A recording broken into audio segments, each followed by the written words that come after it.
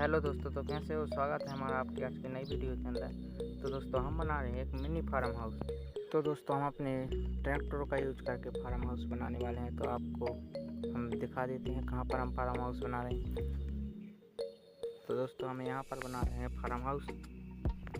तो ये रही हमारी मिट्टी, यहाँ से हम लोड करके लेकर आए। ये रहा दोस्तों हमारा छोटा फार्म हाउस जिसका अभी काम स्टार्ट है। तो हमारा यहाँ पर बड़ा फार्म हाउस बनने वाला है।